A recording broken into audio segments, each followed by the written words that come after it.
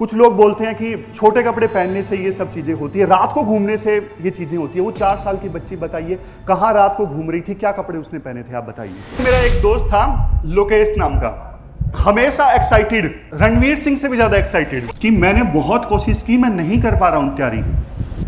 तब उसने बताया कि मैं डिप्रेशन में हूँ। बहुत सारे लोगों को लगता है कि अरे ये क्या ही है, तो चोंचले अमीर लोगों के, ऐसे कुछ नहीं होता, पढ़ाई करनी है बस। काश उस समय मुझे कोई गाइड करने वाला होता। एक चीज मैं सबसे पहले आपसे ये पूछ लूं कि कुछ लोगों को ये डाउट होता है कि पीडब्ल्यू ने तो अपना यूपीएससी स्टार्ट किया, अभी 2 साल ही हुए हैं। कई बार ना यूट्यूब पे कमेंट्स में बच्चे पूछते हैं इतने सारे सिलेक्शन कैसे हो गए। तो आपको ये सब चीजें पता है वैसे कि पहले ओनली आईएएस था? जिनको नहीं पता है मैं बता देता हूं, पहले ओनली आईएएस था, 2016 में स्टार्ट हुआ था, और पीडब्ल्यू पैरेलली जेईई नीट के लिए स्टार्ट हो गया था। तो 2 साल पहले पीडब्ल्यू प्लस ओनली आईएएस एक साथ आए थे। जैसे मारुति सुजुकी है ना, मारुति सुजुकी, वैसे ही पीडब्ल्यू और ओनली आईएएस दोनों एक साथ हैं। बहुत सारे बच्चों को ये नहीं पता होता, उनको लगता है पीडब्ल्यू ओनली आईएएस ये एक ही है। वैसे एक ही है हाँ, लेकिन जर्नी दोनों की अलग अलग स्टार्ट हुई थी, समझ गए। अब देखो एक चीज है, वैसे आप सब ने ना अभी तैयारी स्टार्ट की है, कम ही टाइम हुआ है आपका, लेकिन ना आज इस सेशन में ना मैं कुछ ऐसे इश्यूज पे बात करूंगा जो फ्यूचर में आपको आ सकते हैं। आज मैं बात करूंगा इस वजह से वो इश्यूज आपको फेस नहीं करने पड़ेंगे। मेंटल हेल्थ इश्यूज जो तैयारी के दौरान आते हैं, अब आपको अभी आने स्टार्ट नहीं हुए होंगे। क्या आने स्टार्ट हो गए हैं? आने भी नहीं चाहिए, लेकिन पहले से देखो इश्यूज के बारे में ना सजग होने की आवश्यकता है, ताकि अगर कोई किसी को भी इशू आता है ना तो पहले से उसे पता हो और वो पहले ही टैकल कर ले। अब मेंटल हेल्थ इश्यूज देखो, ऐसे इश्यूज होते हैं, बहुत सारे लोगों को लगता है कि अरे ये क्या ही है, तो चोंचले अमीर लोगों के, ऐसे कुछ नहीं होता, पढ़ाई करनी है बस। लेकिन देखो मैं आपको बताता हूं, जिसको प्रॉब्लम होती है ना उसको पता लगता है कि ये इशू क्या है। रोबिन उथप्पा के बारे में आप सब जानते हो? रोबिन उथप्पा फेमस क्रिकेटर हैं, शायद आपने उनकी स्टेटमेंट नहीं पढ़ी होगी। उन्होंने स्टेटमेंट दी, मैंने अपनी जिंदगी में ना बहुत सारी लड़ाइयां लड़ी, लेकिन सबसे जो डिफिकल्ट लड़ाई थी ना वो डिप्रेशन के अगेंस्ट लड़ाई थी। 2011 में, वो बोलते हैं, उन्हीं के वर्ड्स में मैं आपको बता रहा हूं, 2011 में मैंने पूरे 1 साल मिरर में अपनी शक्ल नहीं देखी। मैं पूरा समय बस बेड पे लेटा रहना चाहता था, और मुझे ऐसा लगता था कि आसपास जो भी लोग हैं ना, मैं उनके ऊपर बोझ हूं, कुछ करने का मन ही नहीं करता था। और बाद में वो बोलते हैं कि काश उस समय मुझे कोई गाइड करने वाला होता तो शायद मैं जल्दी डिप्रेशन से बाहर निकल जाता। तो देखो इंपॉर्टेंट है ये इशू। हम सेशन की शुरुआत करें, सबसे पहले ना एक एक्टिविटी करते हैं। आप सबके पास में पेपर है? पेपर आप निकाल के रखिए। जो लोग ऑनलाइन हैं, ज्योति आप भी पेपर निकाल लीजिए, नितिन, हर्षित, जो भी लोग ऑनलाइन अभी मौजूद हैं आप भी एक पेपर निकाल लीजिए। चलो ठीक है, पेपर निकाल लिया। तो अब आप सब एक काम कीजिए, अपनी अपनी जो आंखें हैं ना बंद कर लीजिए। Close your eyes, please close your eyes. ठीक है, आंखें बंद कर ली सबने?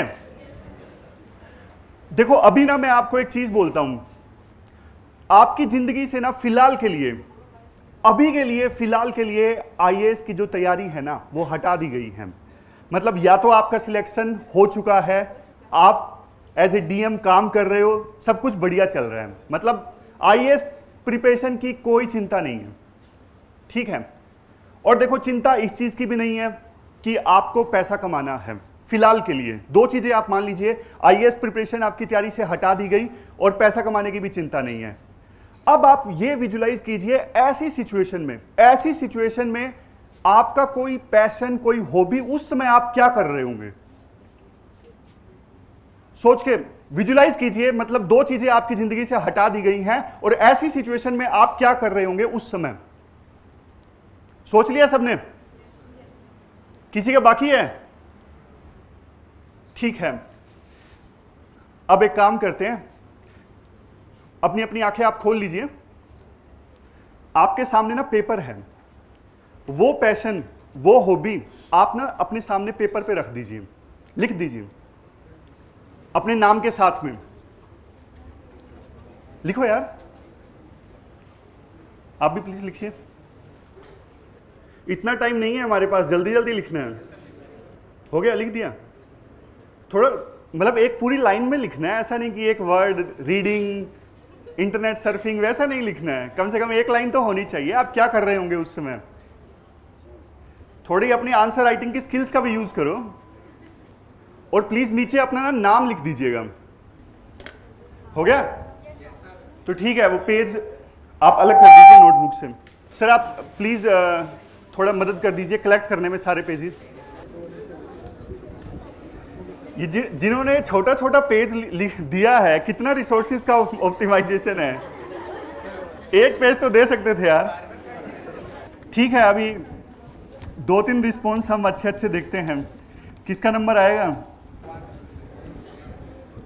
ज्यादा लोगों ने लिखा प्लेइंग क्रिकेट। अब यहां कहां पे क्रिकेट खेलोगे? और मैंने एक चीज पूछी कि क्या करना चाहोगे जब कोई टेंशन नहीं है। अब जैसे किसी ने लिखा कि मैं कोई पीसफुल प्लेस पे जाना चाहूंगा। डेली थोड़ी ना पीसफुल प्लेस पे जाओगे, मतलब क्या उसके बाद क्या पैशन क्या है, क्या फॉलो करोगे? चलो ये तो ठीक है, मैं डेली कोई नई जगह घूमूंगा, एक जगह थोड़ी ना जाओगे, है ना? हमारा जो सिस्टम है कहीं ना रेप्स को रोक नहीं पा रहे हैं।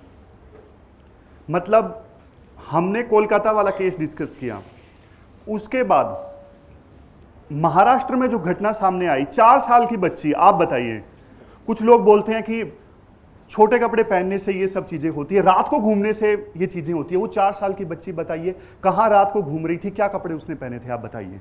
बात सोच की है, ये तो रीजंस है खामखा के। समझ गए?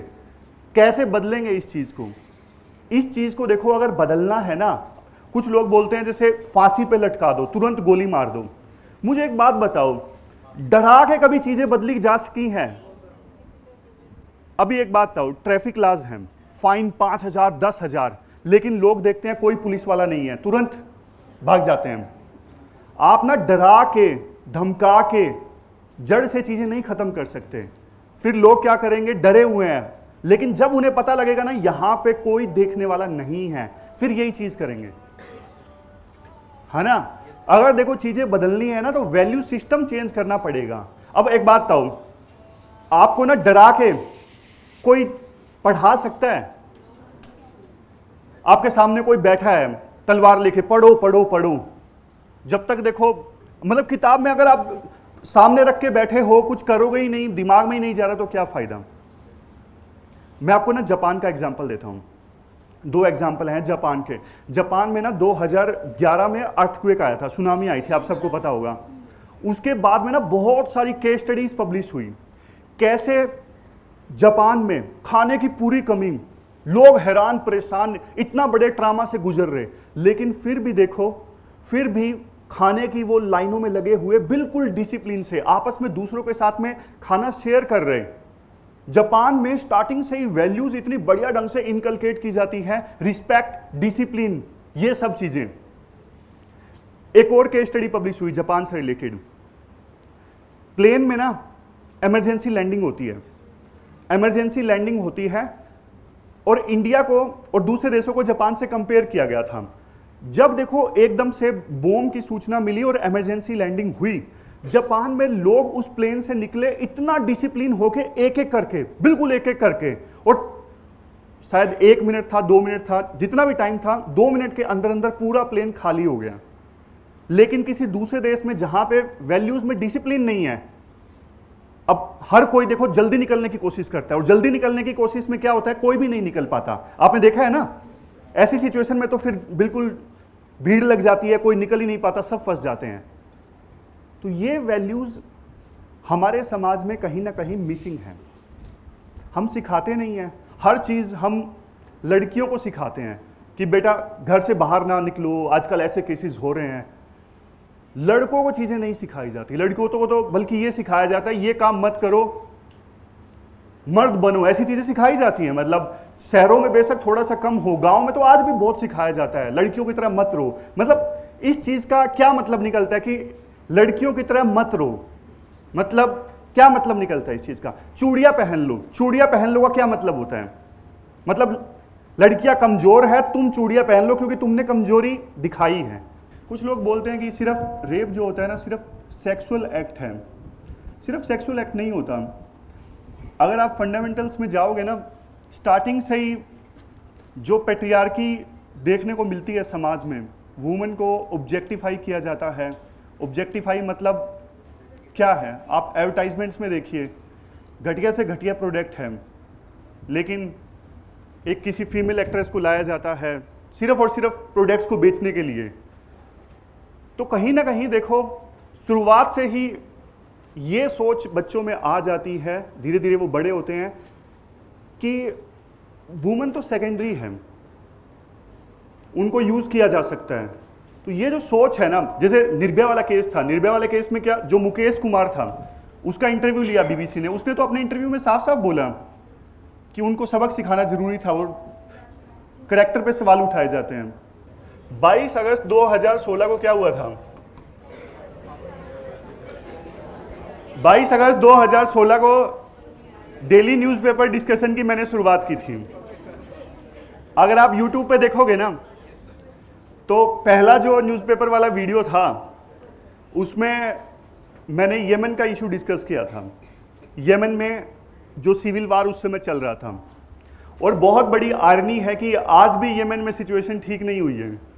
मतलब जैसा था यमन आज भी, मतलब ठीक है, रिलेटिव पीस है, लेकिन टुकड़ों में बटा हुआ है।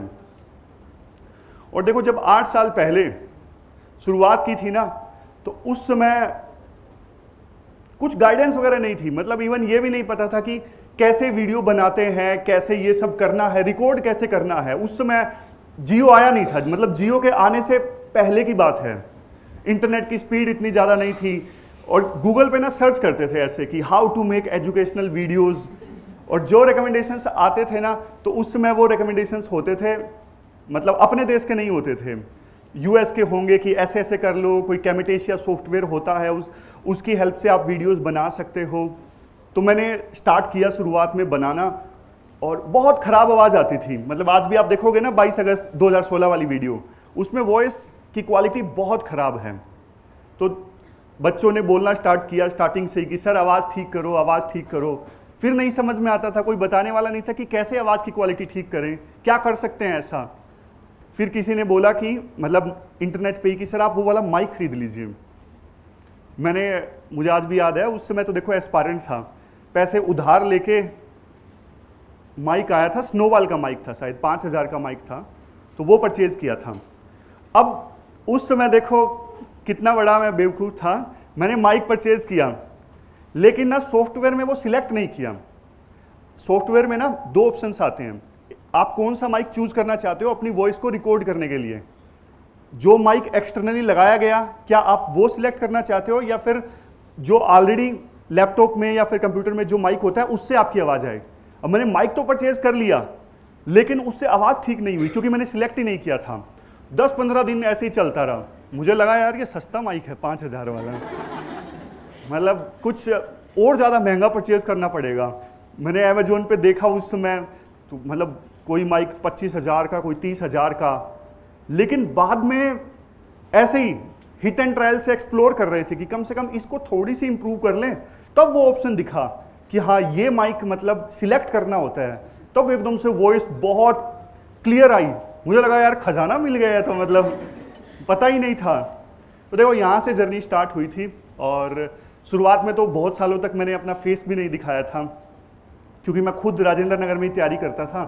तो मुझे लगा कि अगर मैं फेस दिखाऊंगा तो यहाँ से निकलना मुश्किल हो जाएगा, लोग पूछेंगे। और कई बार देखो इतने फ़नी इंसिडेंट हुए, जैसे फोटोस्टेट की दुकान पे या फिर चाय पे, मतलब लोग आपस में बात कर रहे हैं। क्योंकि देखो हुआ क्या था, उससे पहले ना किसी ने न्यूज़पेपर डिस्कशन की शुरुआत नहीं की थी, सबसे पहले मैंने ही की थी, सबसे पहले। तो न्यूज़पेपर डिस्कशन की शुरुआत करने वाला मैं था उस समय, और इसी से PW ओनली की शुरुआत हुई थी। उससे पहले क्या होता था, उससे पहले ना बाकायदा कोर्सेज होते थे 15,000 के, 20,000 के, 30,000 के, सिर्फ न्यूज़पेपर डिस्कशन के। मतलब बहुत सारे इंस्टीट्यूट्स की अलग से क्लासेस चलती थी न्यूज़पेपर डिस्कशन की। तो वो चीज़ इंटरनेट पे स्टार्ट करने के लिए सबसे पहले मैंने स्टार्टिंग की थी। और हुआ क्या था, तो लोगों को ना फ्री में ये मिलने लगा तो बहुत पसंद आया था शुरू में। तो उस समय क्या हुआ था, जैसे ही इनिशिएटिव स्टार्ट किया व्यूज़ आने लग गए थे स्टार्टिंग में। तो ना जैसे लोगों ने मेरा फेस तो देखा नहीं था, तो चाय की दुकान पे कई बार बात कर रहे होते आपस में कि ये कोई ओनली एस करके चैनल है, वहाँ पे उन्होंने स्टार्ट किया है। फिर वो मेरे बारे में बात करते, मेरे सामने ही, उनको पता नहीं होता था मैं वो कहते थे कि अरे मैं उनको जानता हूँ, वो उनकी कल वो गर्लफ्रेंड के साथ वहाँ पे बैठे थे मेरा मन करता बता दूं भाई मैं कहाँ बैठा था, बताओ तो सही। ऐसा भी हुआ कई बार, जैसे सुबह सुबह लेक्चर बना के मैं लाइब्रेरी में चला गया। लाइब्रेरी में गया तो मेरी साथ वाली जो सीट पे बैठे हैं वो भी वही वीडियो देख रहे, वो मुझे रेकमेंड कर रहे कि आप ये देखिए बहुत बढ़िया है। मेरे मन में ऐसा हो रहा है कि यार ये आवाज से पहचान ना ले, तो मैं लाइब्रेरी में ऐसे करके बोलता नहीं अच्छा नहीं है ऐसी चीजें होती उस समय। मतलब बहुत सारे ऐसे केसेस हुए, ऐसे भी केसेस हुए जब फेस नहीं देखा था, तो मैं जा रहा हूँ फोन पे बात कर रहा हूँ, पीछे ने किसी ने हाथ पकड़ के बोल दिया आप वो ओनली एस वाले हो, मैंने आपकी आवाज पहचान ली। ऐसे करके भी केसेस सामने आए। तो देखो ये जर्नी आगे चलती रही। फिर क्या हुआ, फिर देखो 8 साल हो गए। 8 साल में बहुत सारे उतार चढ़ाव आए। जैसे हम बात करते हैं कि तैयारी के दौरान मेंटल हेल्थ इश्यूज हम फेस करते हैं, तो देखो डेली के डेली ना लेक्चर बनाना कई बार इजी नहीं होता। मतलब जैसा तैयारी के दौरान अप्स एंड डाउन्स आते हैं, वैसा ही डेली ना हमारी लाइफ में बहुत अप्स एंड डाउन्स आते हैं। जब देखो तैयारी के दौरान डाउन्स आते हैं ना, तो हम पढ़ते नहीं हैं, मन नहीं करता है। लेकिन ये एक ऐसी चीज़ है कि डेली लेक्चर बनाना आप छोड़ नहीं सकते हो। असली खजाना जो है ना वो एक्सपीरियंस है। असली खजाना जो है वो लेसन्स है लाइफ के, जो हम over the period of time सीखते हैं। असली खजाना जो है हमारी जर्नी है, यही सब कुछ है।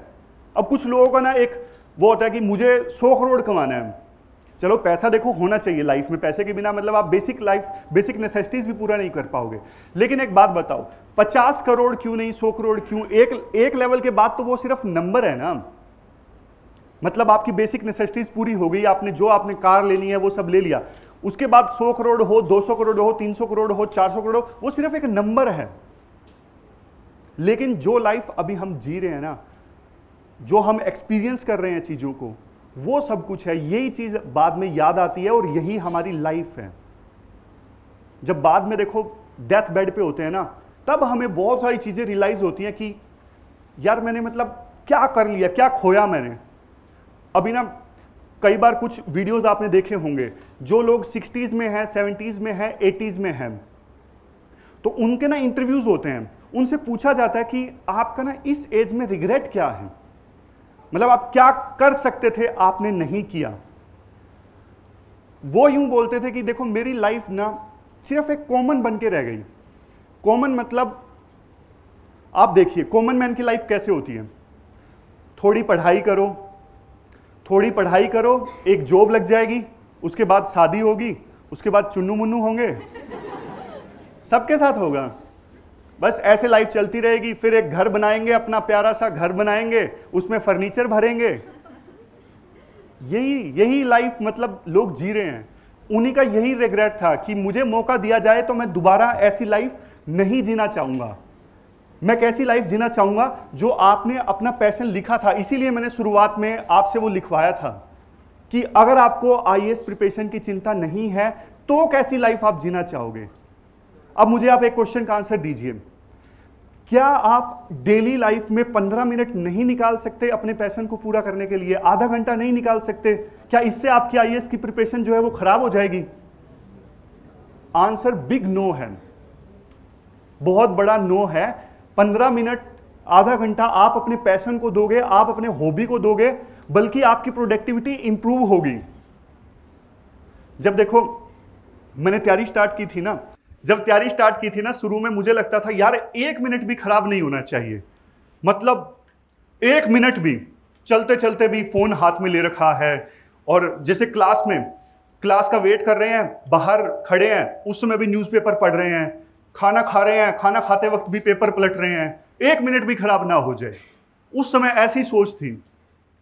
लेकिन धीरे धीरे समझ में आया कि यार मतलब क्या फर्क पड़ेगा पूरे दिन में, अगर 1 साल का हिसाब किताब लगाएंगे तो मैंने कितना पा लिया ये सब करके। तब समझ में आता है कि ज्यादा फर्क नहीं पड़ा है। और एक सबसे बड़ी बात होती है प्रोडक्टिविटी की। एक फेमस आपने स्टोरी शायद सुनी होगी, वो लकड़हारे वाली स्टोरी आपने सुनी है ना? सबने सुनी है? आवाज कम है, मैं जल्दी से सुना देता हूं। एक बार देखो, एक लकड़हारा होता है, लकड़ी काटने वाला। वो ना काम ज्वाइन करता है, एक दिन में ना 4 लकड़ियां काटता है। चार मतलब पेड़ की लकड़ियां वो काट देता है। और जो एम्प्लॉयर होता है ना, मालिक, काम से बहुत खुश होता है कि 4 तो ठीक है यार, बढ़िया है। तो 2-3 साल तक ना ऐसा ही चलता रहता है।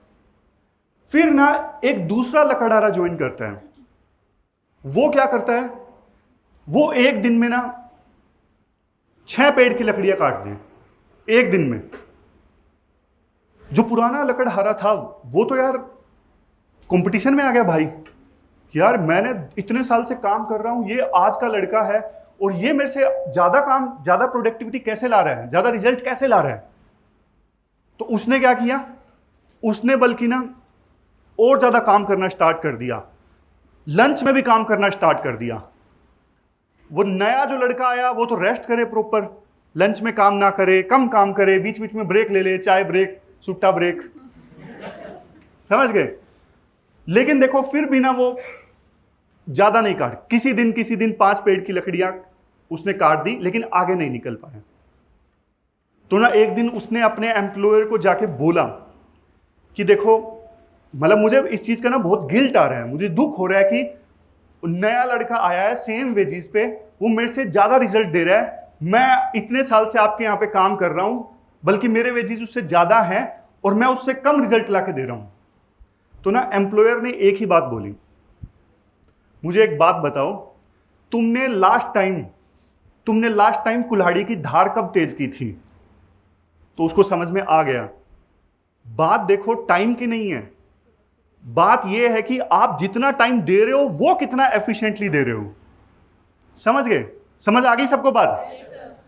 तो अगर हम देखो ये सब कर रहे हैं कि हाँ 2 मिनट न्यूज़पेपर पढ़ रहे हैं, किसी से बात नहीं कर रहे हैं, अपने आप को आइसोलेट कर रहे हैं, पेरेंट्स से बात नहीं कर रहे हैं, दोस्तों से बात नहीं कर रहे हैं, और ये सोच के कि मैं टाइम सेव कर रहा हूं, लेकिन जब पढ़ाई चल रही है वो हम एफिशिएंटली नहीं पढ़ रहे हैं जैसे हमको पढ़ना चाहिए, तो फिर उस चीज का क्या फायदा? समझ गए? तो ये सबसे बड़ा मिथ है कि मतलब आपको 16 घंटे पढ़ना पड़ता है, इसमें तो जरूरी है, अदरवाइज आपका होगा ही नहीं। मैं कह रहा हूं आप 8-10 घंटे पढ़ोगे तो भी ठीक है, लेकिन उसको आप कितना एफिशिएंटली पढ़ोगे, आपके दिमाग में चीजें छप जाएं, वो चीज देखो ज्यादा मैटर करती है। हुआ क्या था, जब तैयारी स्टार्ट की ना, तो उस समय कॉलेज के दोस्त थे, यहाँ पे आने के बाद में नंबर चेंज कर लिया, और नंबर चेंज कर लिया तो पुराने दोस्तों का फ़ोन आना बंद हो गया, और धीरे धीरे तो देखो पेरेंट्स से भी कम बात होती थी। और यहाँ वाले तो आपको पता है, यहाँ वाले जो दोस्त होते हैं ना, कई बार उतने गहरे दोस्त नहीं होते, कड़वी सच्चाई है, दोस्ती में उतनी गहराई नहीं होती। मतलब यहाँ पे राजेंद्र नगर में, दिल्ली में जो दोस्ती होती है वो ऊपर की दोस्ती थोड़ी ज्यादा होती है। मैं यूं नहीं कह रहा हूं बिल्कुल अच्छे दोस्त नहीं बनते, लेकिन थोड़ी थोड़ी ऊपर की दोस्ती ज्यादा होती है। ट्रांजैक्शनल, हाँ आपस में डिस्कस कर लिया, पढ़ाई का नोट शेयर कर लिए। तो ऐसी सिचुएशन में ना बहुत दिक्कत आती है, आप ना धीरे धीरे अपने आप को आइसोलेट करना स्टार्ट कर देते हो। पुराने दोस्त आपके टच में नहीं है, नए दोस्त यहाँ पे वो गहरे नहीं है, पेरेंट्स से आपने बात करनी कम कर दी है, कमरा आपका छोटा सा है। तो ऐसी सिचुएशन में क्या होता है, ऐसी सिचुएशन में फिर देखो धीरे धीरे अकेलापन फील होना स्टार्ट हो जाता है। उस सिचुएशन की बात कर रहा हूं जब अटेम्प्ट हमारे ज्यादा हो गए होते हैं, तीसरा अटेम्प्ट, चौथा अटेम्प्ट। मैं आपको बताऊं, बीच में 1 साल ऐसा आया था, शायद 2019 का था, पता नहीं 18 का, ऑलमोस्ट पूरे 1 साल में घर नहीं गया था। मैं अपनी बेवकूफ़ियाँ आपको बता रहा हूँ मैम, वो बाद में रियलाइज़ होती हैं कि ये गलत था। चीज़ें बाद में समझ में आती हैं, उस समय कई बार समझ में नहीं आता है, इसलिए मैं आपको पहले से बता रहा हूँ आपको वो सब नहीं करना है। 1 साल पूरा मैं घर नहीं गया था। क्यों घर नहीं गया था? उस समय तक शायद 3-4 अटेम्प्ट हुए थे, क्योंकि ना हर कोई पूछने लग गया था कि आपका क्या हुआ, मतलब आप तैयारी कर रहे थे, आपका क्या हुआ। मुझे ऐसा फील होता था, यार तुम अपना कर लो भाई, मेरी चिंता तुम्हें क्यों है। मतलब सच में गुस्सा आता था, क्योंकि ना सामने वाले की बात में ना कई बार सरकाज़म लगने लगता है कि वो जानबूझ के पूछ रहा है कि आपका क्यों नहीं हुआ, मजे ले रहे हैं, ऐसा लगने लग गया था। इवन घर वाले भी पूछते ना कई बारी, तो भी लगता कि ऐसे मैं बोल देता कि इस बार का अटेम्प्ट मैं ले ही नहीं रहा हूं, जबकि मैं ले रहा होता था। क्यों? क्योंकि ना पेरेंट्स की एक्सपेक्टेशंस का बोझ जो है ना, वो भी बहुत ज़्यादा बढ़ने लगता है। यूं लगता है कि यार मत पूछो, मैं अपनी तरफ से कर रहा हूं, मेरे से पूछो मत तुम क्या चल रहा है, जब होगा तो मैं बता दूंगा कि हाँ मेरा सिलेक्शन हो गया है। कोई डेली डेली पूछता है ना, तो एक्सपेक्टेशन मतलब वो बर्डन लगने लगता है बहुत ज़्यादा। ये सिचुएशन आ गई थी, तो इसलिए मैं सोचता था कि यार घर जाऊंगा, हर कोई पूछेगा, आस पड़ोस के लोग भी पूछेंगे और डिस्कशन चलेगी घर की, हाँ भाई तुम्हारा इस बार क्या चांस है, इससे अच्छा घर जाओ ही ना, वही बढ़िया है। लेकिन वो गलती थी, बहुत बड़ी गलती थी, क्योंकि इससे क्या होता है कि आप बल्कि और ज़्यादा अपने आप पे प्रेशर ले लेते हो कि हाँ अब 1 साल हो गया, घर भी नहीं गए, इस बार तो जरूर क्लियर करना पड़ेगा। तो वो प्रेशर ना दिमाग पे बढ़ता जाता है, फिर उस चीज़ का फायदा क्या है। देखो पेरेंट्स, आप सब लोग अपने पेरेंट्स से डेली बात करते हो? डेली? और कितनी देर बात करते हो? सब लोग आधे घंटे बात करते हो।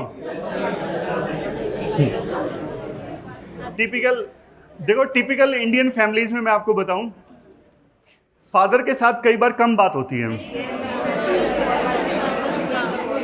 देखो आप पापा की परी हो ना। मजाक कर रहा हूं। देखो पता क्या होता है, आमतौर पे खास करके लड़कों की कई बारी ना फादर से थोड़ी कम बात होती है। मतलब 3 बातों के बाद में ना कई बार बात मिलनी मुश्किल हो जाती है। हाँ कैसा, सब बढ़िया, हाँ जी बढ़िया, पढ़ाई ठीक चल रही है, ठीक चल रही है। उसके बाद तीसरी बात ढूंढने में ना बहुत बर्डन आता है। फिर कई बार मैं तो यूं पूछ लेता था मौसम कैसा है। मतलब क्या बात करें अब आगे आगे, मतलब बहुत ज्यादा डीप में जाके जल्दी फोन देख लेना, मतलब आमतौर पे होता है। लेकिन देखो इस पूरी जर्नी में ना आपको दिल से बता रहा हूं, सिर्फ और सिर्फ ना पेरेंट्स, चलो भाई बहन भी मान लो, सिर्फ पेरेंट्स ऐसे हैं जो ना दिल से चाहते हैं कि आपका ना सिलेक्शन होना चाहिए। जो कई बार ना मतलब वो इवन सिलेक्शन भी नहीं चाहते, वो सिर्फ यूं चाहते हैं कि अपना बच्चा खुश रहे बस। वो इसलिए सिलेक्शन चाहते हैं क्योंकि आपको उससे खुशी मिलेगी। जो आपके दुख में सबसे ज्यादा दुखी होते हैं और कोई नहीं होता। दूसरे तो बोल के चले जाते हैं कि हाँ यार मतलब नहीं हुआ कोई बात नहीं, बढ़िया से तैयारी करो, अगली बार हो जाएगा। सही में सिर्फ और सिर्फ पेरेंट्स होते हैं। बहुत सारे रिलेटिव तो आपको ऐसे मिलेंगे, जिस दिन आपने तैयारी स्टार्ट की ना, उस दिन से वो प्रेयर करना स्टार्ट कर देते हैं कि भगवान इसका नहीं हो जाए, भगवान इसका नहीं हो जाए। मिलेंगे, सच में मिलेंगे ऐसे। उनकी टोन से पता लग जाता है, वाइब से पता लग जाता है, अच्छा इस बार तो हो जाएगा ना। मतलब पता लग जाता है कि वो नहीं चाह रहा है कि आपका हो जाए। कहीं ना कहीं वो ये पता लगाने में ज्यादा सुखी है कि हाँ भाई मैं ऐसा बोल दूं कि नहीं नहीं बहुत मुश्किल है, जैसे मैंने बोल दिया सामने वाला हाँ ये तो हम मतलब इसका नहीं होगा। एक बार क्या हुआ, अभी ना 2 साल पहले की बात है, मतलब ओनली आईएएस का, पीडब्ल्यू ओनली आईएएस तब तक नहीं आया था, ओनली आईएएस का पहला बैच था, मेंस वाला बैच था। उसमें ना एक दिन पेरेंट्स भी आए हुए, मतलब बच्चे के साथ में पेरेंट्स ऑफिस में बैठ गए थे। और ऑफिस में बैठ के जैसे ही क्लास खत्म हुई, उन्होंने बोला कि सर आपसे मिलना है। तो हम बैठ गए। तो उन्होंने एक बात बोली कि सर इस बार बच्चे का हो जाएगा ना। बच्चा मतलब ठीक था, उनका नाम मैं नहीं बताऊंगा, अभी तक उसका सिलेक्शन हुआ नहीं है। तो उन्होंने मेरे से पूछा अब की बार हो जाएगा ना। मुझे लगा कि यार हर पेरेंट्स चाहते हैं कि मेरे बच्चे का सिलेक्शन हो, तो उसी प्रकार के इनके कंसर्न है। लेकिन ना उन्होंने थोड़ा और बताया। उन्होंने बोला कि सर बस इस बार हो जाए, हम नहीं चाहते कि अगली बार ये तैयारी करें। मैंने पूछा क्यों? मतलब वैसे तो देखो हो ही जाना चाहिए, डेफिनेटली अगली बार कौन पेरेंट चाहेगा। फिर ना उन्होंने थोड़ी कहानी बताई कि हमारा बच्चा ना बहुत ज़्यादा हंसमुख था, बहुत ज़्यादा हंसमुख था, और हमेशा खुश रहना, जोक्स क्रैक करना, लेकिन इस तैयारी की वजह से ना उसने हंसना ही छोड़ दिया है। मतलब पर्सनैलिटी पूरी तरह से बदल गई है, किसी से बात नहीं करता है। तो वो कहते हैं कि सर हमें ना बहुत ज़्यादा डर लगता है, हमारा एक बेटा है, हम चाहते हैं कि एग्ज़ाम तो सर वैसे ही है, और ऐसा नहीं होना चाहिए कि मतलब एग्ज़ाम की वजह से उसकी ज़िंदगी बर्बाद हो जाए, तो हम बस ये चाहते हैं कि ख़त्म हो जाए ये पेपर, चाहे हो या ना हो। मतलब सही में उन्होंने ये बोला। देखो मैंने ऐसे लोग देखे हैं, मतलब इसीलिए मैं आज आपको आगाह कर रहा हूं, आप उस जोन में मत जाइएगा। इसीलिए सबसे पहले मैंने आपसे आपकी हॉबी पूछी, जो बहुत जरूरी है। एक लोकेश नाम का मेरा दोस्त था, वो भी ठीक वैसा ही। आपकी क्लास में कुछ ऐसे लोग हैं क्या जो जोक्स क्रैक करते हैं पीछे बैठ के? हैं? कौन है?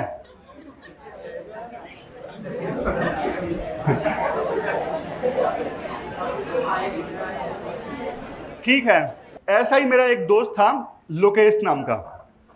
तो लोकेश भी ठीक वैसे ही पीछे रहने वाला, कमेंट मारने वाला, जिससे पूरी क्लास को हंसी आ जाए, हमेशा एक्साइटेड, रणवीर सिंह से भी ज्यादा एक्साइटेड, हमेशा एक्साइटेड। तो उसने पूरी एक्साइटनेस के साथ में तैयारी स्टार्ट की, और पढ़ने में भी बहुत बढ़िया। पहले अटेम्प्ट में ही उसका इंटरव्यू का कॉल आ गया, पहले अटेम्प्ट में ही बहुत बढ़िया था पढ़ने में, और मेरे से बल्कि 1 साल बाद आया था। मतलब पहले अटेम्प्ट में ही देखो इंटरव्यू की कॉल आती है ना, तो कॉन्फिडेंस बिल्कुल आसमान पर। और जैसे मैंने आपको बताया कि लगने लगता है कि शायद अब तो हो जाएगा। सूट सिलवाना लोग स्टार्ट कर देते हैं कि हाँ लवासना में जाएंगे, अभी तो जैसे पॉलिटिशियंस होते हैं ना, लड्डू पहले से तैयार करवा के रख लेते हैं, तो वैसे ही कुछ कुछ चलता है। लेकिन देखो उसका नहीं हुआ, मतलब फर्स्ट अटेम्प्ट में उसका इंटरव्यू नहीं हुआ। तो उसने ना फिर से अटेम्प्ट लिया। उसने बोला कोई बात नहीं यार, पहला तो अटेम्प्ट था, कॉन्फिडेंस बिल्कुल हाई, बहुत ज़्यादा। तो उसने ना फिर दूसरा अटेम्प्ट लिया। दूसरे अटेम्प्ट में प्री पास हो गया, प्री पास हो गया, और मेंस की तैयारी और बढ़िया ढंग से की कि इस बार स्कोर इंप्रूव करेंगे, जबरदस्त करेंगे। मतलब इंटरव्यू में मार्क्स ऊपर नीचे भी हुआ तो सिलेक्शन हम ले लेंगे। मेंस भी बहुत जबरदस्त ढंग से दिया। इस बार तो हमको भी लग रहा था कि इस बार तो होना ही है, सबको लग रहा था। और इंटरव्यू दिया, इंटरव्यू भी बढ़िया हुआ। 32 सर का उनका बोर्ड था, इंटरव्यू भी बढ़िया हुआ। लेकिन रिजल्ट आया तो नहीं हुआ, फिर से नहीं हुआ। बहुत दुख हुआ। दूसरी बार जब उसका इंटरव्यू नहीं हुआ था ना, तो बहुत दुख हुआ कि यार इस बार भी नहीं हुआ। दूसरी बार इंटरव्यू लगातार। फिर उसने तीसरा अटेम्प्ट लिया। तीसरे अटेम्प्ट में अब प्री तो देखो ऑलरेडी क्लियर कर ही चुका था, pre was like cake walk for him, और प्री आया। लेकिन इस बार उसका प्री नहीं हुआ तीसरे अटेम्प्ट में। तो ये जो दुख था ना, वो उस दुख से भी बड़ा था कि इंटरव्यू में नहीं हुआ। मतलब बहुत बुरा लगता है कि आप इंटरव्यू देके आए, लगातार दूसरा इंटरव्यू आप देके आए, लेकिन अगली बार आपका प्री भी नहीं हुआ, पूरा साल खाली। ये जो गेम है ना, आगे जाके देखो सांप सीढ़ी की तरह हो जाता है। सांप सीढ़ी में ऐसा ही होता है ना, एक सीढ़ी चढ़ी, ऊपर से 80s 90s की लाइन में आ गए, फिर 98 पे किसी ने सांप ने काट लिया, सीधा नीचे। तो लोकेश के साथ क्या हुआ, जब तीसरे अटेम्प्ट में नहीं हुआ ना, फिर देखो वो वाली स्टेज आ गई। मेरे साथ वाले रूम में उसका रूम था, मतलब फ्लोर पे 3 रूम थे, बीच में किसी का रूम था और आगे उसका रूम था। तो देखो मैं लाइब्रेरी में पढ़ता था अपना, सुबह सुबह लेट उठता था, या फिर वापस आते वक्त कई बार हाय हेलो हो जाती थी, क्योंकि देखो दोनों अपने पढ़ने में व्यस्त हो गए थे। कभी कभार ज़्यादा बात हो जाती। लेकिन देखो जब नहीं हुआ ना, मैं अपने मेंस की तैयारी में व्यस्त हो गया, तब देखो कुछ दिन से मुझे अजीब सा लगा, मतलब एक्टिविटीज़ अजीब लगी। बात होना बिल्कुल बंद हो गया, हमेशा उसका कमरा बंद रहता, हमेशा।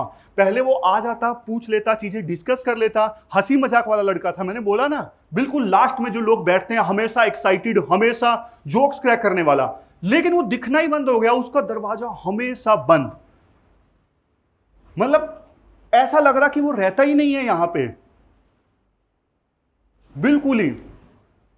एक दो बार बीच में बात हुई तो भी देखो बिल्कुल शांत।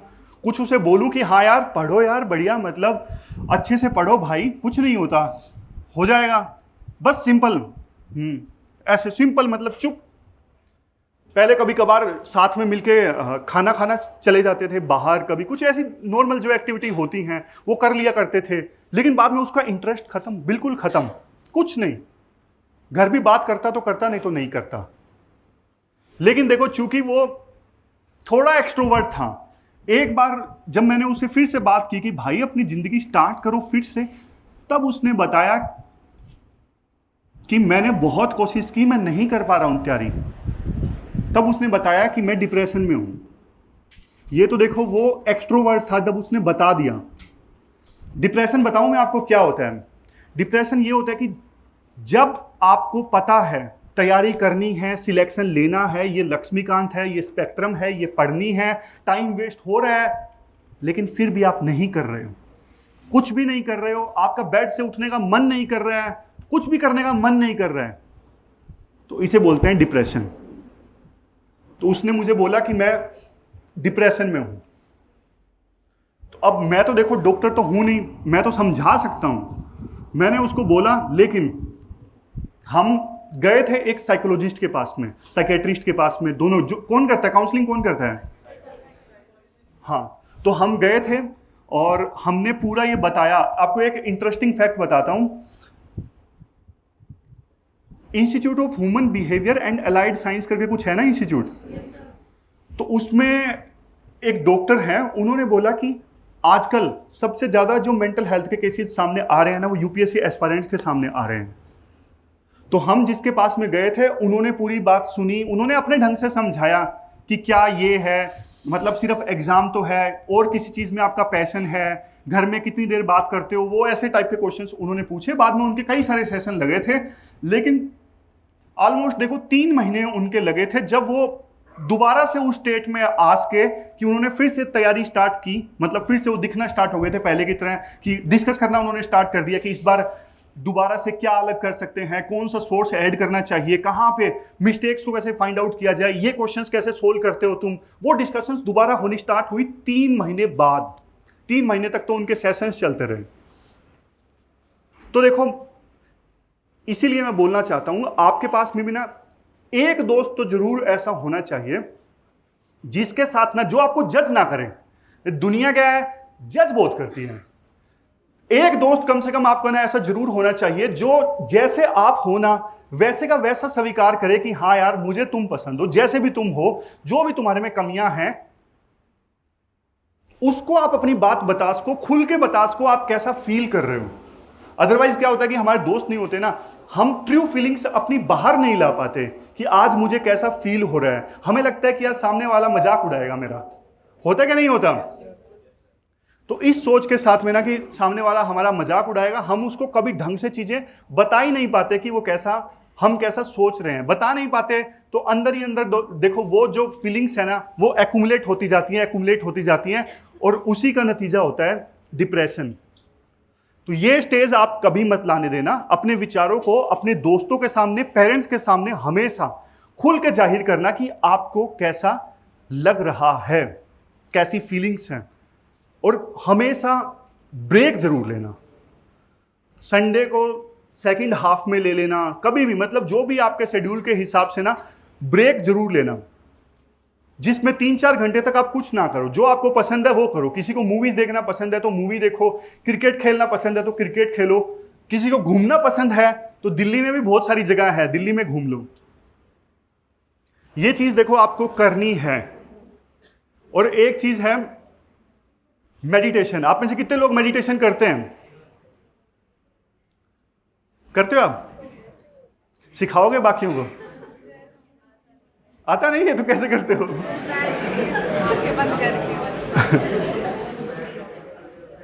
देखो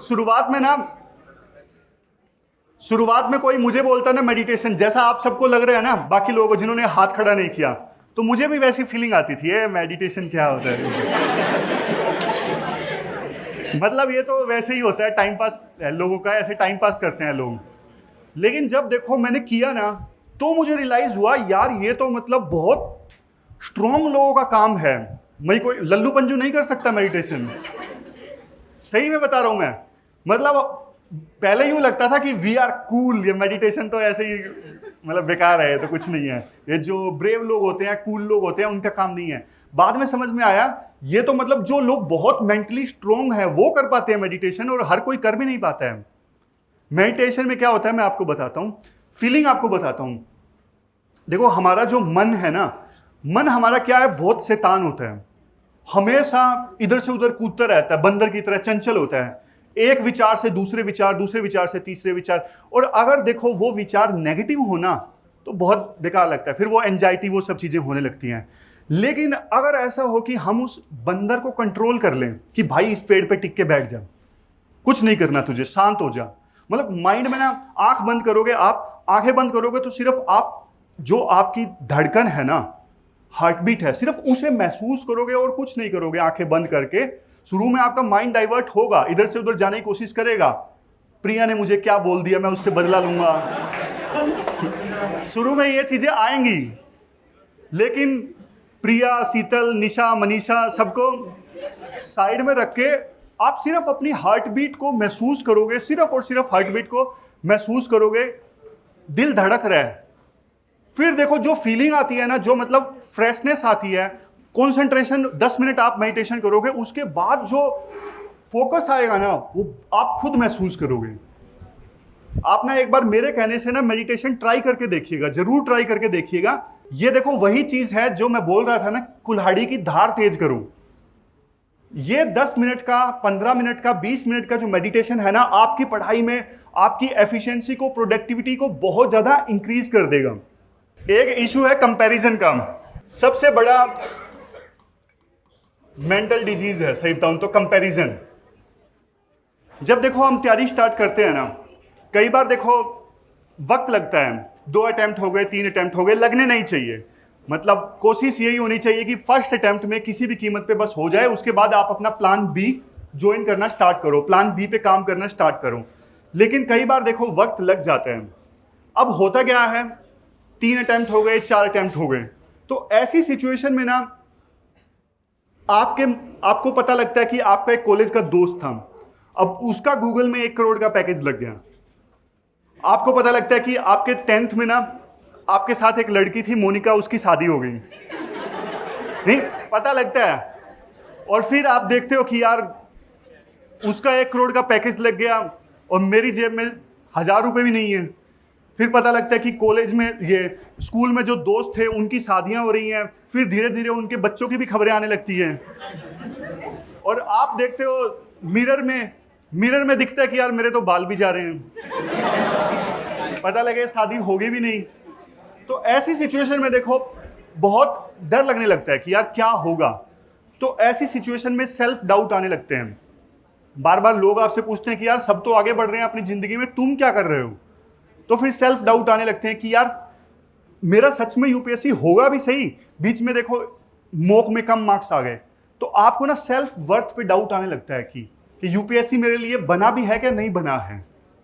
ये क्वेश्चंस आते हैं, देखो सेल्फ डाउट आते हैं। मतलब आपके इकोनॉमी में कुछ कंसेप्ट गड़बड़ा गए, तो फिर से क्वेश्चंस आने लगते हैं कि मेरा कभी क्लियर नहीं होगा, मुझे कुछ और करना चाहिए। तो ये सेल्फ डाउट्स की वजह से ना, बल्कि आपकी प्रोडक्टिविटी, पढ़ने की जो एफिशिएंसी है ना, और ज्यादा खराब हो जाती है। मतलब और ज्यादा पढ़ाई खराब हो जाती है। लेकिन देखो एक चीज मैं आपको बताऊं, सबकी लाइफ में ना जर्नी अलग अलग है, सबकी अलग अलग है। ये रैट रेस नहीं है, चूहों की दौड़ नहीं है कि वो मेरे से आगे निकल गया मैं पीछे रह गया।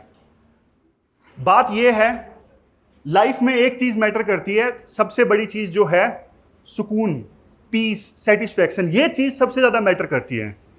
अब देखो आज सोशल मीडिया पे क्या होता है कि सोशल मीडिया पे सब ना अपना अच्छा अच्छा दिखाते हैं। अब जैसे फोटो डालते हैं, रील्स डालते हैं, आपको रील दिखती है, वो फोटो दिखती है, लेकिन आपको ये नहीं दिखता कि 25 बार 50 बार उसने वो प्रैक्टिस करके वो रील डाली स्माइल के साथ में, लेकिन आपको ये नहीं पता लगता कि सामने वाले की जिंदगी में क्या चल रहा है। हमें यूं लगता है कि सोशल मीडिया पर तो खुश दिख रहे हैं, ये तो घूमने जाते हैं। मैं आपको बताऊं, एक बार क्या हुआ, ऐसे ही मैं अपने वो बता रहा हूं, मेरे भी कॉलेज के दोस्त थे, उन्होंने एक दिन तो फोटो डाली बहुत बढ़िया, मतलब ऐसे घूमते हुए की। मुझे एक पल के लिए लगा यार मतलब सब घूम रहे हैं, मैं यहाँ पे अपने छोटे से कमरे में बैठा हूं। लेकिन ना अगले दिन ही उससे बात हुई तो उसने बोला कि यार मेरी जो मैरिटल लाइफ है ना अच्छी नहीं चल रही है। मैंने कहा कल तो फोटो डाली भाई तुमने इतनी बढ़िया। कहता यार वो तो डालनी पड़ी थी, मजबूरी में डालनी पड़ी थी। लेकिन बात यह है, सोशल मीडिया जिसको देख के कई बार हम कंपेयर करने लगते हैं अपनी लाइफ में, सब फेक है, सब फेक है। आजकल तो यार सोशल मीडिया में ना बल्कि वो सीसीटीवी फुटेज भी फेक होने लग गई है। लोग व्यूज के लिए फर्जी सीसीटीवी फुटेज वाली वीडियो भी बनाने लगे हैं। बहुत सोशल मीडिया पे आजकल आप जो वीडियोस देख रहे हो ना कि हाँ ये है, मैं तो कह रहा हूँ 50% से ज्यादा चांसेस हैं वो आपको फेक मिलेंगी। तो उनको देख के आप अपने से कंपेयर कभी मत करिए। सबकी लाइफ अलग है, सबकी जर्नी अलग है, सबकी डेस्टिनेशन अलग अलग टाइम पे आएगा। तो इसलिए हमको वेट करना चाहिए। अपनी लाइफ की एक अलग स्ट्रेटेजी होनी चाहिए कि भाई मैं पहला दूसरा या पहला ये अटेम्प्ट अपना बेस्ट दूंगा, इतना बेस्ट दूंगा कि मेरे छोटे नोट्स तैयार हैं, सब कुछ रिवीजन फ्रेंडली नोट्स मेरे पास में हैं, और उसके बाद मैं तैयारी करता रहूंगा, लेकिन 24 घंटे वाली नहीं। उसके बाद मैं अपना प्लान बी पे काम करना स्टार्ट करूंगा और तैयारी करूंगा। फिर मैं 4 घंटे 5 घंटे, क्योंकि मैंने पहला दूसरा साल अपना बेस्ट दिया है तो अब मुझे टाइम नहीं लगेगा। आपकी स्ट्रेटेजी ये होनी चाहिए। मतलब लाइफ को ना बिल्कुल रोक के नहीं रखना इस एग्जाम के लिए कि हाँ भाई, वो जिस साइकिल में लोग फंस जाते हैं ना, 24 घंटे तैयारी कर रहे हैं और कुछ नहीं कर रहे, उस साइकिल में आपको नहीं फंसना है। आपकी कोशिश ये होनी चाहिए कि फर्स्ट अटेम्प्ट में किसी भी सूरत में बस निकल जाए एग्जाम। नहीं निकला, ये भी एक सच्चाई है, अगर नहीं निकला तो फिर प्लान बी पे काम करना स्टार्ट, फर्स्ट अटेम्प्ट के बाद या फिर सेकंड अटेम्प्ट के बाद में। समझ गए? तैयार रहिएगा इस चीज के लिए, उस ट्रैप में मत फंसिएगा, साइकिल में मत फंसिएगा। इशू देखो हम वैसे डिस्कस नहीं करते, लेकिन बहुत सारे मैसेज आते हैं इससे रिलेटेड कि ब्रेकअप्स ये वगैरह जो मैंने पहले बोला। नहीं, ये सच में बहुत सीरियस इशू है। बहुत सारे लोगों को लगता है कि शुरुआत में ना कि हाँ यहाँ पे गर्लफ्रेंड बॉयफ्रेंड बनाएंगे, बढ़िया से तैयारी चलेगी और साथ के साथ लबासना में जाएंगे।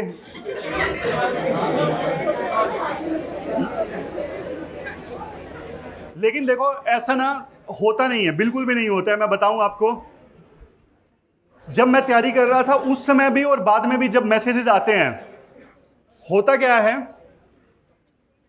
हम ना बस अपने मन को समझा रहे होते हैं कि ये साथी है और इसके साथ मैं अच्छी तैयारी कर रहा हूं, लेकिन होता क्या, टाइम वेस्ट अधिकतर टाइम हम कर रहे होते हैं।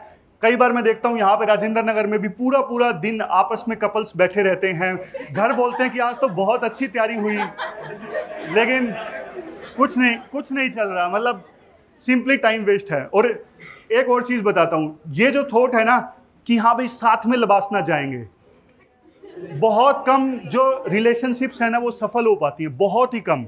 होता क्या है मैं बताता हूं, होता क्या है, एक का सिलेक्शन हो जाता है, एक का सिलेक्शन हो जाता है, आपको लग रहा है कि अब वो मेरा सिलेक्शन करवाएगी, उसका तो हो गया है, लेकिन वहां पे वो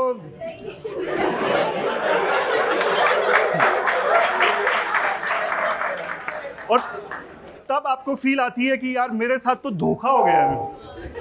अरे मैं बता रहा हूं, तब आपको यूं लगता है कि यार मैंने तो इसका सिलेक्शन करवाया था। तब आपको सारी चीजें याद आने लगती है, मैंने तो उसकी इंटरव्यू की तैयारी करवाई थी, मैंने उसके आंसर चेक किए थे, तो उसका सिलेक्शन हो गया, अब उसकी जिम्मेदारी है ना अब मेरी हेल्प करना। लेकिन अब वो लबासना में जा चुकी है, उसका एक नया फेज स्टार्ट हो गया है। अब वहां पे तो अब होता क्या, देखो हम ना बहुत साल पढ़ते, 3 साल पढ़े, 4 साल पढ़े, 2 साल पढ़े, लेकिन लबासना में इतनी सारी एक्टिविटीज होती है ना, तो एकदम से वो लाइफ वो सब चीजें देखती है ना, उसको उस समय कुछ ध्यान में नहीं आता। एक बार तो लबासना में जाके पुराने दोस्त, आपके दोस्तों की शिकायत जरूर आएगी कि बनने के बाद तो तुम भूल गए हो। उनको नहीं पता कि लबासना में इतनी सारी एक्टिविटीज होती है कि टाइम सच में नहीं बचता। और ऐसी सिचुएशन में जिसको आप पीछे छोड़ के आए हो राजेंद्र नगर में, वो तो पक्का इंतकाम वाली फीलिंग लाने लगता है कि अब मैं भी सिलेक्शन लूंगा। लेकिन देखो इंतकाम ना यूपीएससी के केस में नहीं चलता है। वो तो मूवी बना दी राजकुमार राव ने, लेकिन वो चलता नहीं है यहाँ पे इतने ज्यादा। जैसे मैंने आपको बताया सांप सीढ़ी वाला खेल है यहाँ पे, तो आगे जाके भी आप फिर से वापस प्रीलिम देने के लिए तैयार रहते हो। और जो बात आपने फाइनेंशियल कंडीशन वाली बोली ना, देखो ऐसी चीजें ना, मतलब तैयारी के दौरान क्या होता है कि बहुत पैसे नहीं होते ज्यादातर लोगों के पास में, चलो अफोर्ड कर सकते हैं यहाँ पे रहना, लेकिन इतने भी पैसे नहीं होते। तो जब मैं तैयारी कर रहा था ना, माइंड में वो भी कैलकुलेशन मतलब चलती थी। ब्रेकफास्ट करना है तो 20 रुपए का करना है बस, 10 रुपए की चाय, 10 रुपए का पोहा यहाँ पे मिलता है ना आज भी, आज 20 का मिलता है। 30 कहाँ हो गया? चलो आप इनको बता देना कहाँ 20 का मिलता है। तो ठीक है, मतलब उस समय 10 का मिला करता था, 10 की चाय 10 का पोहा, ये फिक्स था। मतलब कभी और खाने का कुछ मन करे ना तो भी मतलब सोचना पड़ता था कि यार ये कितने का आएगा। हर चीज में हमने कैलकुलेशन करने लगते हैं, मतलब हर चीज में कि लंच करना है तो 50 रुपए का करना है बस, उससे ज्यादा नहीं। तो ऐसी ऐसी चीजें, बहुत सारी चीजें हम अवॉइड कर देते हैं कि हाँ ये तो नहीं करना है। वो भी चीजें देखो कहीं ना प्रेशर क्रिएट करती हैं, मतलब कि हाँ यार बहुत पैसा जा रहा है, घर वालों से पैसा ज़्यादा मांगेंगे तो उन्हें लगेगा, और इतने सारे खर्चे हो जाते हैं, नोट्स के खर्चे, ये वो बहुत सारी चीज़ें। अब तो देखो आपके कोर्स में सब कुछ शामिल है, ऑप्शनल, मेंटरशिप, टेस्ट सीरीज, सब कुछ शामिल है। लेकिन पहले एक ही कोर्स में सब कुछ नहीं हुआ करता था, तो इसलिए ये सब फाइनेंशियल चैलेंजेस भी आते हैं।